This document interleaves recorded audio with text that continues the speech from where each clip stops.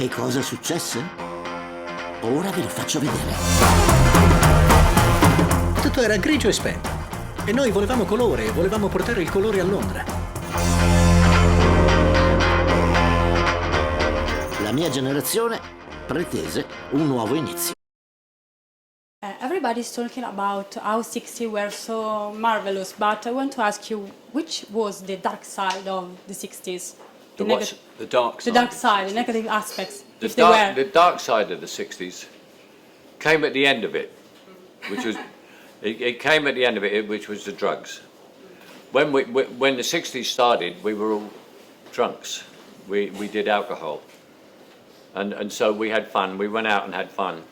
But at the end of the 60s, what really killed the 60s off was drugs, because it was illegal. You couldn't come out to the discotheque and have a dance. And if you did, you were very boring for one or two reasons. You either took a soporific drug, where you sat there and never said anything except, wow, whoa, yeah. And that was very boring. Or else you took something like cocaine, where you talk rubbish for 2 hours, and that was very boring. So it was very boring, and so the 60s finished. I'd say the other dark side, maybe bigger dark side, was the establishment fight back. What had happened was there was a whole period where the establishment, if you like, didn't really know what was going on. They couldn't cope with it because suddenly working class were sort of in charge of the madhouse, if you like. They had a lot of money and power. And then over a period of time, they start to fight back. Yes. And they did it through the drugs, and there was the famous Redlands drug case with the 2 stones. Very, very small amounts of drugs. It was clearly a campaign to get back at. It was exaggerated, wasn't it? Yeah. Totally exaggerated. And there were several other people. You know, the Beatles were done.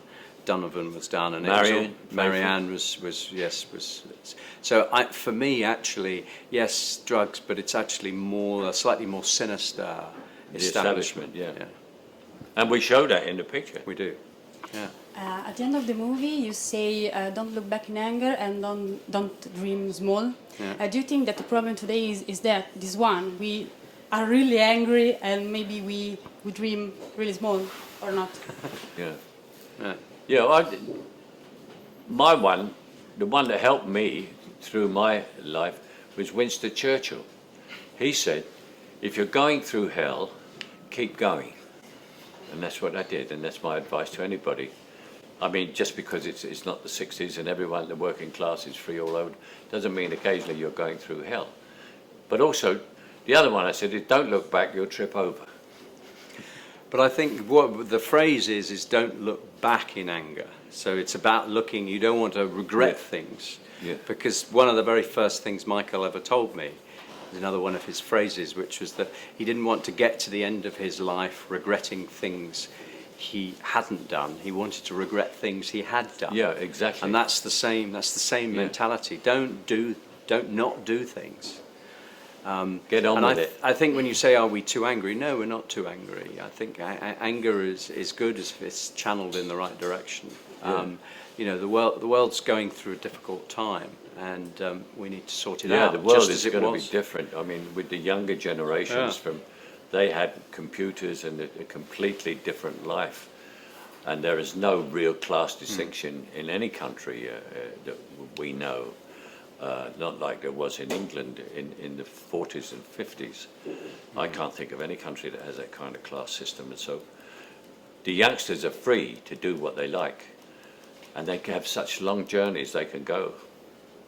And so we'll see what they do with them. You were saying today young people have computers, technology, we have so many possibilities, but why I have the sensation that we don't have as much fun as back in the 60s. Why? Do you think you don't have so much fun? You should live in the 50s. Yeah, you should, no. Well, I think possibly it's become, I always said you should be cool. I think they become too cool. That's what happened. Thank you.